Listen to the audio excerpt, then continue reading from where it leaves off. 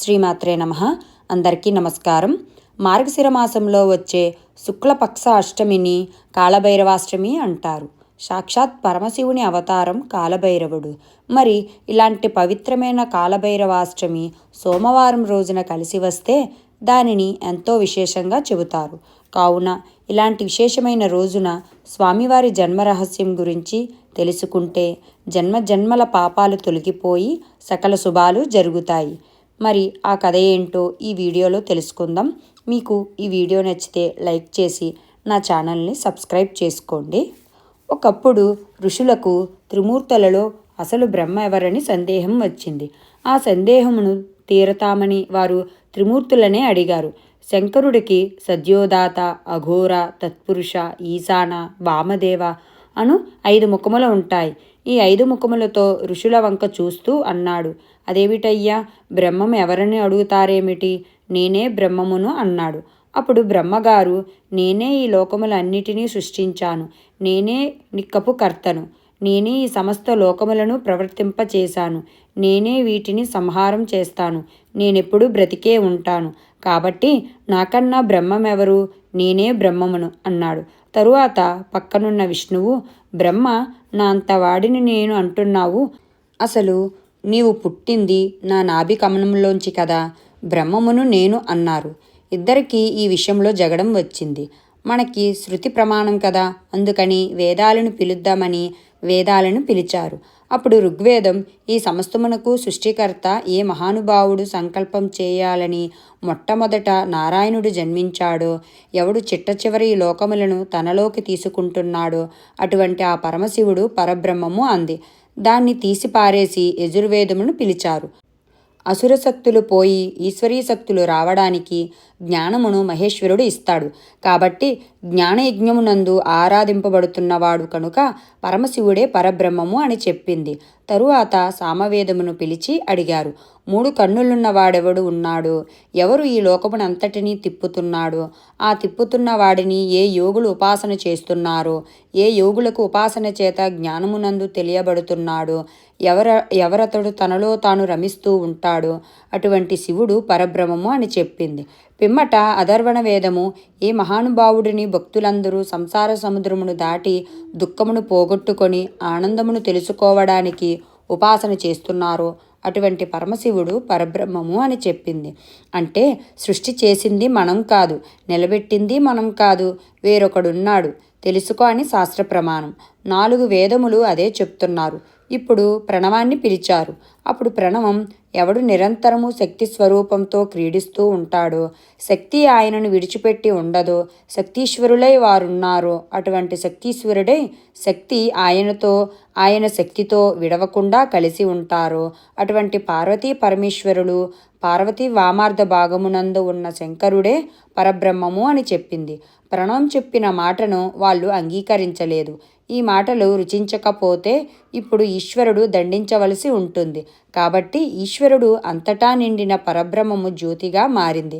జ్యోతి సాకారం అయ్యింది. సాకారంను చూసినప్పుడు విష్ణువు ఊరుకున్నాడు. కానీ బ్రహ్మ, నీవి ఎవరు? నువ్వు నా 2 కనుబొమ్మల మధ్యలోంచి పుట్టిన రుద్రుడువు, నన్ను స్తోత్రం చెయ్యు అన్నాడు. బ్రహ్మలో మార్పు రాలేదు. ఆయన దండింపబడాలి. కాబట్టి ఇప్పుడు ఆ జ్యోతి ఘోర రూపంను పొందింది. ఏమి నీ ఆజ్ఞ అని మొదటి రూపమును అడిగాడు.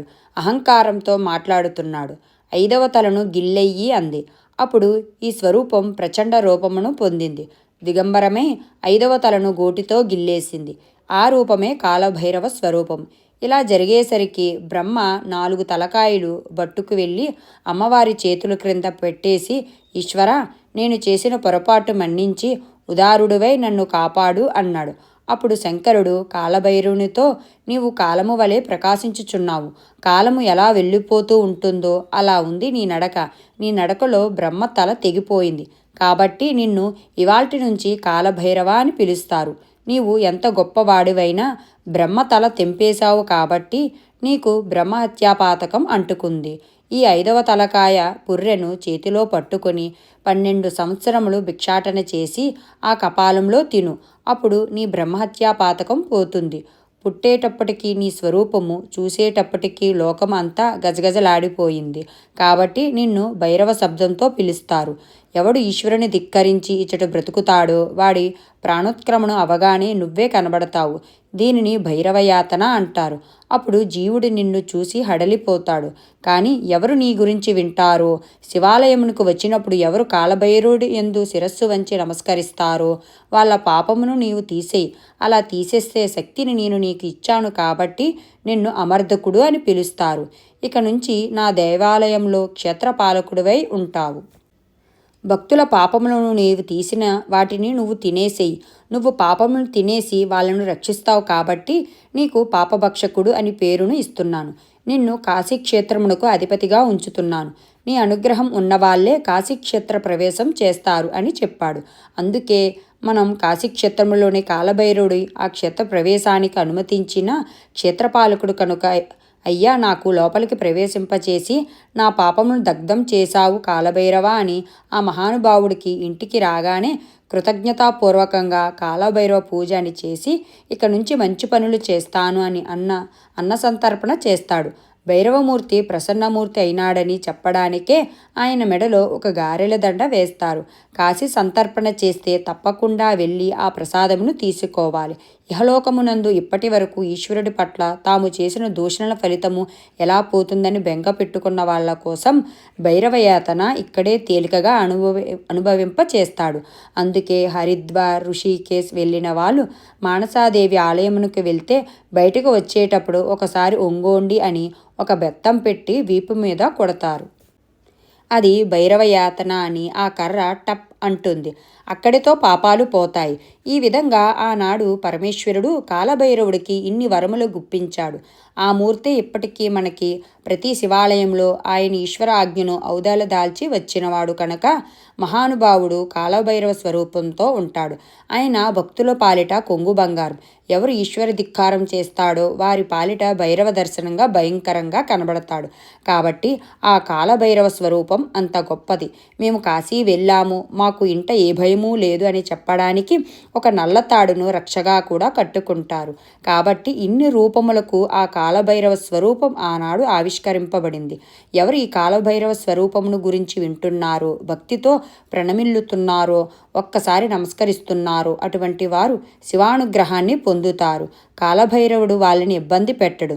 వాళ్ళు ఎప్పుడూ ఎంతో సంతోషంగా సుఖంగా ఉంటారు. ఇంతటి విశేషమైన రోజున ఉజ్జయినిలో ఉన్న మహాకాళేశ్వర స్వామి వారి జ్యోతిర్లింగం గురించి ఇప్పుడు తెలుసుకుందాం. పూర్వకాలంలో ఈ ఉజ్జయిని పట్టణమునందు వేదప్రియుడు అనబడే ఒక బ్రాహ్మణుడు ఉండేవాడు. ఆ వేదప్రియుడు త్రికాలములయందు సంధ్యావందనం చేస్తూ శివార్చన శీలుడే.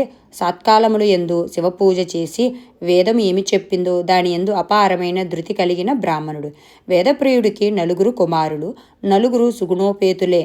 తండ్రిగారు ఎంత ధర్మానుష్ఠానపరుడో కొడుకులు కూడా అంతటి ధర్మానుష్ఠపరులు. దొరికిన దానితో తృప్తిగా జీవించేవారు. ఆయన పెద్ద కొడుక్కి దేవప్రియుడు, రెండవ వానికి ప్రియమేధుడు, మూడవ వానికి సుకృతుడు, 4వ వానికి సువ్రతుడు అని పేర్లు పెట్టుకున్నాడు. ఆ 9 పిల్లలు వృద్ధిలోకి వచ్చారు. ఆ పక్కనే ఉన్న పర్వత శిఖరములలో ఒక రాక్షసుడు బయలుదేరాడు. ఏదైనా కష్టం వచ్చినప్పుడే, పరీక్షకు నిలబడినప్పుడే వాటి వ్యక్తిత్వములు ప్రకాశించి నిలబడతాయి. కాబట్టి ఈశ్వరుడు ఆ కుటుంబమును ప్రకాశింప చేయాలనుకున్నాడు. భగవంతుడు భక్తుల ఎడ అంత ఉదారుడై ఉంటాడు. దూషణుడు అనే రాక్షసుడు లోకమంతటా బాధలు పెడుతూ, అందరినీ ఇబ్బంది పెడుతూ చిట్ట చివరకు ఎక్కడా ఎవరు ఈశ్వరారాధన చేయలేని స్థితిని కల్పించాడు. ఒక్క ఉజ్జయినిలో మాత్రం ఈ 9 పిల్లలు శివార్చన చేస్తున్నారని తెలుసుకొని వాళ్ళ దగ్గరకు వచ్చి, మీరు నన్ను మాత్రమే అర్చించాలి, మీరు శివపూజను విడిచిపెడతారా లేక లింగమును ధ్వంసం చేయనా అని అడిగాడు. వాళ్ళు కనీసం బెదరకుండా శంకరుని రక్షణ యందు మనం ఉండగా మనకు భయమేమిటి అని వాళ్ళు అనుకున్నారు. దూషణుడు ఈ 9 బ్రాహ్మణుల మీద కత్తి ఎత్తి కంఠం మీద వేయబోతున్నాడు. అయినా వాళ్ళు కదలకుండా హరా ఓం హరా అంటూ అలానే ఆరాధన చేస్తూ కూర్చున్నారు. ఏ రూపంలో వస్తున్న మృత్యువునైనా ఈశ్వరుడు తప్పించగలడు. ఇక్కడ ఉన్న చిన్న పార్థివలింగం నుండి మహాకాల స్వరూపంతో పరమేశ్వరుడు బయటకు వచ్చాడు. ఇప్పుడు చూడబడే రూపం సామాన్యమైన రూపం కాదు. స్వామి మహాకాల రూపంలో వచ్చి ఒక్కసారి హూంకరించాడు. ఆ హూంకారమునకు దూషణుడు సైన్యములు బూడిద రాసులై పడిపోయాయి. ఆ రూపము అత్యంత వేడితో వచ్చింది. కానీ ఆ వేడి అక్కడే కూర్చున్న బ్రాహ్మణ కుమారులను చెనకలేదు. బ్రాహ్మణ కుమారులు ఆ రూపమును చూసి ఆశ్చర్యం పొంది చచ్చిపోయే వారిని చంపకుండా మిగిల్చిన రూపంగా భావించి స్తోత్రం చేశారు. ఈశ్వరానుగ్రహం ఉన్నవాడికి అపమృత్యువు లేదు.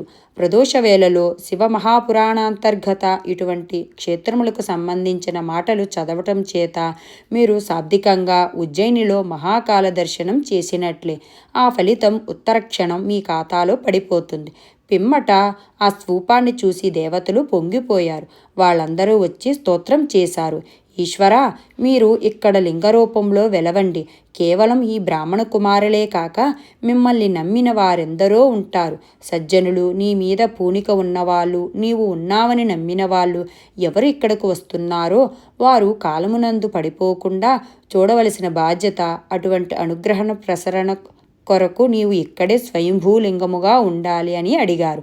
అప్పుడు స్వామి తప్పకుండా ఉంటాను అని ప్రసన్నమూర్తి అయి వెంటనే మహాకాలలింగముగా ఆవిర్భవించాడు. ఉజ్జయినిలో శివలింగములు 3 అంతస్తులుగా ఉంటాయి.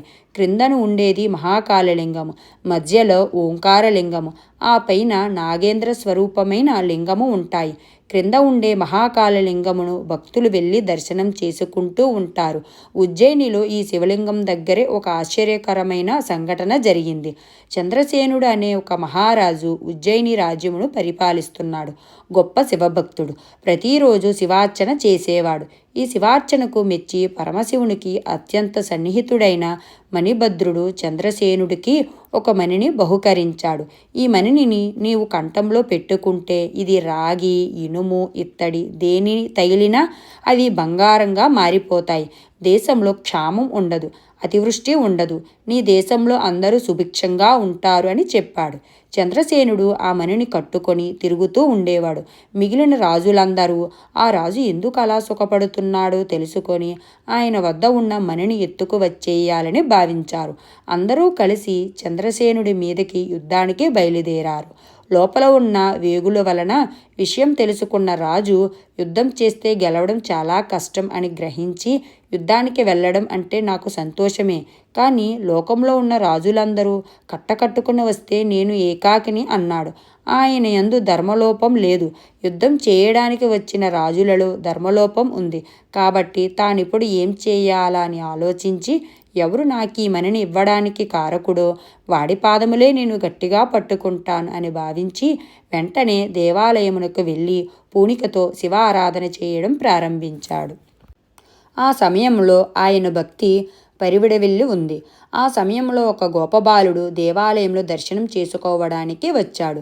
ఆ పిల్లవాడు తల్లితో కలిసి లోపల వచ్చి నమస్కారం చేసి బయటకు వెళ్ళిపోయారు. ఇద్దరు దర్శనం చేసిన గోపకాంత మనసు చిన్న పిల్లవాడి మనస్సంతగా భగవంతుని యందు కేంద్రీకరించబడలేదు. రాజు చేస్తున్న పూజను చూసిన పిల్లవాడు తాను కూడా అలాగే పూజ చేయాలి అనుకున్నాడు. కానీ వాడికి పూజ చేయడం రాదు. వాడు తల్లితో ఇంటికి వెళ్ళిపోయాడు. కానీ వాని దృష్టి అంతా రాజు చేస్తున్న లింగార్చన మీద ఉంది. ఇప్పుడు అతడు అర్చన చేయడానికి శివలింగం కోసం వెతకగా ఒక గుండ్రాయి కనిపించింది. వాడు దానిని రాయిగా కాక శివలింగంగా చూశాడు. పూజ చేయడం రాదు కాబట్టి చుట్టుపక్కల చెట్ల నుంచి కొన్ని ఆకులు తెచ్చి పూజ చేయడం ప్రారంభించాడు. రాజు చేస్తున్న పూజ యందు సదాచారం ఉన్నది. కానీ ఈ పిల్లవాడు చేస్తున్న పూజ యందు సదాచారం లేదు, కానీ భక్తి ఉన్నది. వాడికి అభిషేకం, పురుష సూక్తం తెలియదు, నైవేద్యం లేదు. కానీ వాడు ఒక్కొక్క ఆకు తీసి శివ అంటూ వేస్తున్నాడు. వాడు మనస్సులో అలాగే మహాకాల లింగానికి పూజ చేస్తున్నాడు. పిల్లవానికి అన్నం పెడదామని గొల్లవనిత వచ్చి పిలిచినా వాడికి ఇవేమీ వినపడలేదు. నటిస్తున్నాడని ఆవిడకి కోపం వచ్చింది. గుండ్రాయిని తీసి విసిరి అవతల పారేసింది. ఆకులన్నిటినీ కాలితో తోసేసింది. ఇంట్లోకి రా, అన్నం పెడతాను అని లోపలికి వెళ్ళిపోయింది. పిల్లవాడు కళ్ళు తెరిచాడు. ఎదురుగుండా ఉన్న శివలింగం కనబడలేదు. వెంటనే ఆర్తితో ఏడ్చాడు. ఇప్పుడు వారు రమ్మని తన స్వామిని పిలుస్తున్నాడు. స్వామి కనబడలేదన్న బెంగతో మూర్ఛపడిపోయాడు. తన కోసం ఇంత పరితపించిపోయిన పిల్లవానిని శంకరుడు చూశాడు. అక్కడ బంగారు కాంతులతో గోపురంతో ఒక పెద్ద దేవాలయం, పెద్ద శివలింగం ఏర్పడ్డాయి. పిల్లవాడు బంగారు పువ్వులు తాపడం చేయబడిన పీట మీద పట్టుపంచెతో కూర్చొని పూజ చేస్తున్నాడు. వానికి సమస్తమైన శివజ్ఞానం భాషించింది. తల్లికి ఆ ఘోష వినపడి బయటికి వచ్చి చూసి తెల్లబోయింది. నా వంశమే తరించిపోయిందిరా తండ్రి, ఈ పూజ చేశావని నాకు తెలియదు అని వెళ్ళి బిడ్డడిని కౌగిలించుకుంది. ఆనందపడిపోయింది. ఈ సమయంలో స్వామి హనుమ అక్కడికి ఆవిర్భవించి ఒక్క మాట చెప్పారు. ఎవడు నొసట భస్మరేఖలను పెట్టుకుంటాడో, లలాటమునందు బొట్టు పెట్టుకుంటాడో, మెడలో రుద్రాక్షమాల దాల్చి ఉంటాడో, నాలుక చివర శివనామములు పలుకుతున్నాడో వానికి మోక్షం తప్పక కలుగుతుంది. ఈ పిల్లవాడికి ఏమీ తెలియకపోవచ్చు, కానీ పరమేశ్వరుడిని నమ్మాడు. దీనివలన ఇతడు పొందబోయే భాగ్యం ఏమిటంటే గొప్ప గొప్ప వాళ్ళందరూ ఈ గొల్ల వంశంలో పుడతారు. ఇతడు గొప్ప ఐశ్వర్యమును అనుభవిస్తాడు. వీని పేరు చిరస్థాయిగా నిలిచిపోతుంది. 8 తరములు గడిచిన తరువాత సాక్షాత్ పరబ్రహ్మమే గోపాల బాలుడే ఈ భూమి మీద నడయాడతాడు. అప్పుడు ఈ బాలుడు నందునిగా శ్రీకృష్ణ పరమాత్మకు తండ్రి అనిపించుకుంటాడు. మీ వంశం అటువంటి వంశం కాబోతుంది అని హనుమ ఆనాడు శివభక్తి విశేషమును ఆవిష్కరించి వెళ్ళాడు. ఈ వార్త ఊరంతా పాకింది. ఈ వార్త బయట విడిది చేసిన శత్రు సైన్యములకు తెలిసింది. ఇది నిజంగా అలా ఏర్పడినది అయితే మాలో కొంతమంది ప్రతినిధులం స్నేహంగా లోపలికి వస్తాం, మాకు చూపించండి అని రాజుకు కబురు పంపారు. అప్పుడు రాజు వారిని లోపలికి తీసుకువెళ్ళి దేవాలయ దర్శనం చేయించాడు. ఇంత భక్తి పరిపుష్టి కలిగిన గోపాల బాలుడు ఈ రాజ్యంలో ఉంటే మన బతుకులు ఏమవుతాయో, మన వంశములు ఏమవుతాయో అని చంద్రసేనుడికి నమస్కారం చేసి వెళ్ళిపోదామని యుద్ధం చెయ్యకుండా వెనుతిరిగి వెళ్ళిపోయారు. చంద్రసేనుడు హాయిగా రాజ్యం చేశాడు. ఈ విధంగా ఆ ఉజ్జయినియందు మహాద్భుతమైన మహాకాళేశ్వరుని దేవాలయం ఆవిర్భవించింది. ఉజ్జయినియందు సంవత్సరమునకు ఒకసారి వర్షాకాలమునకు ముందర పర్జన్యాష్టానం అని చేస్తారు. వర్షములు బాగా పడాలని, పంటలు బాగా పండాలని మహాకాళేశ్వర ఆలయంలో కూర్చొని అనుష్ఠానం చేస్తారు. ఇది పూర్తి అవగానే ఆకాశంలో నల్లటి మబ్బులు పట్టి వర్షం కురుస్తుంది. ఇప్పటికీ ఉజ్జయినిలో ఈ తంతు కొనసాగుతోంది. అంత గొప్ప ఆలయం. ఈ ఉజ్జయినిలో మహాకాళేశ్వరుడు వెలిసిన ప్రాంతం క్రిందనే శంఖయంత్రం అనే యంత్రం ఉన్నది అని పెద్దలు నమ్ముతారు. శంఖం విజయమునకు గుర్తు. అందుకే కురుక్షేత్ర యుద్ధం ప్రారంభం ముందు ధృతరాష్ట్రుడు సంజయుడిని కౌరవులు ఏమి చేస్తున్నారని అడుగుతాడు. అప్పుడు సంజయుడు పాండవులు శంఖములు ఊదుతున్నారు అని చెప్పాడు. ఎవరు శంఖమును ఊదాడో వానికి విజయం కలుగుతుంది. మహాకాళేశ్వరుని క్రింద శంఖయంత్రం ఉంది. అందుకని ఆయన దగ్గరకు వెళ్ళి దర్శనం చేసుకున్నవాడు ఎటువంటి విజయమునైనా పొందుతాడు. అపమృత్యు దోషం పోతుంది. ఎటువంటి కోరికలైనా తీరుతాయి. అక్కడి అమ్మవారికి అవంతిక అని పేరు. ఇక్కడ ఉండే కాళికాదేవి ఒక కోటలో ఉంటుంది. ఆవిడ రాత్రివేళ పట్టణం అంతా సంచరించి తెల్లవారేసరికి దేవాలయంలోకి వెళ్ళిపోతుంటే కాళిదాస మహాకవి వెళ్ళి తలుపులు వేసుకొని లోపల కూర్చున్నాడు. తెల్లవారిపోతుంది. లోపల కూర్చున్న ఆయన తనకు జ్ఞానం ఇవ్వమని అమ్మవారిని ప్రార్థించాడు. అప్పుడు అమ్మవారు కాళిదాసును తలుపు సందులోంచి నాలుకను బయట పెట్టమని చెప్పి ఆయన అలా పెట్టగానే నాలుక మీద బీజాక్షరములను రాసింది. అప్పుడు మహానుభావుడు తలుపులు తీసి అమ్మవారి మీద శ్యామలా దండకం చేశారు. ఈ విధంగా కాళిదాస మహాకవికి జ్ఞానమబ్బిన క్షేత్రం ఉజ్జయిని క్షేత్రం. ఇప్పటికీ ఎన్ని వేల సంవత్సరముల నుంచో ఉజ్జయినిలో ఉన్న అంతరాలయమునందు 2 జ్యోతులు వెలుగుతుంటాయి. ఈ 2 జ్యోతులను అఖండ దీపములు అని పిలుస్తారు. ఈశ్వరుడిని మీరు దానిలో చూడవచ్చు. ఉజ్జయిని దేవాలయంలో భస్మమందిరం అని ఉన్నది. అక్కడ ఆవు పేడతో విభూతిని తయారు చేస్తారు. భస్మమందిరంలోనికి ఆవులను తీసుకువచ్చి ఆవులు వేసిన పేడను ఎంతవరకు కాలిస్తే అంత చక్కటి విభూతిగా మారుతుందో అటువంటి విభూతిగా మార్చి ఆ విభూతితో స్వామివారికి అభిషేకం చేస్తారు. ఈ విభూతి అభిషేకం 2 రకములుగా ఉంటుంది. తెల్లని పల్చటి బట్టలో మెత్తటి విభూతిని పోసేసి మూట కట్టి ఆ మూటను పట్టుకొని కొడతారు. అలా కొట్టినప్పుడు ఒక్క శివలింగం ఉన్న చోటే కాదు, అంతరాలయం అంతా భస్మంతో నిండిపోతుంది. అలా నిండిపోతున్నప్పుడు శంఖముకు, భేరీలు, పెద్ద పెద్ద మృదంగములు ఇవన్నీ మ్రోగిస్తారు. అప్పుడు అక్కడ మీరు ఒక అలౌకికమైన స్థితికి వెళ్ళిపోయిన అనుభూతిని పొందుతారు. రెండవ రకం అభిషేకంలో అభిషేకం చేసుకోవాలి అనుకున్న పురుషులను సాంప్రదాయక వస్త్రాలతో తెల్లవారుజామున దేవాలయం లోపలికి పంపిస్తారు. అప్పుడు శ్మశానంలో కాలిన శవభస్మమును అర్చకులు పట్టుకువచ్చి చుట్టూ కూర్చొని ఆ శవభస్మంతో అభిషేకం చేస్తారు. అప్పుడు నిజంగా మనం కైలాస పర్వతం మీద కూర్చున్నట్లే ఉంటుంది. అసుర సంధ్య వేళలో మహాకాళేశ్వరుడికి చిత్ర విచిత్రమైన నీరాజములను ఎత్తుతారు. దానికోసం ప్రత్యేక మహంతులు వస్తారు. ఈ దీపారాధనతో కూడిన జ్వాలను నీరాజనంగా చూపించే ముందు ఇక్కడ ఒక నియమం ఉంది. మహాకాళేశ్వరుడికి సమీపంలోనే మరొక శివలింగం ఉంది. ఆ శివలింగం పేరు కోటేశ్వర మహాకాలుడు. ఆయనకు ముందు పూజ చేస్తే తప్ప అసలు మహాకాలుడికి పూజ చేయడం నిషిద్ధం. కాబట్టి ముందు కోటేశ్వర మహాకాలుడికి నీరాజములను ఎత్తుతారు, తరువాత కాళేశ్వరుడికి ఇస్తారు. అందుకని ఉజ్జయినిలో కోటేశ్వర మహాకాళ దర్శనం కూడా చేయవలసి ఉంటుంది. ఏడాదికొక్కసారి స్వామివారు సవారీ వెడతారు. ఆయన కారుణ్యమునకు పరాకాష్ట ఈ సవారీ ఉత్సవం. దీనిని ఊరేగింపు అంటాము.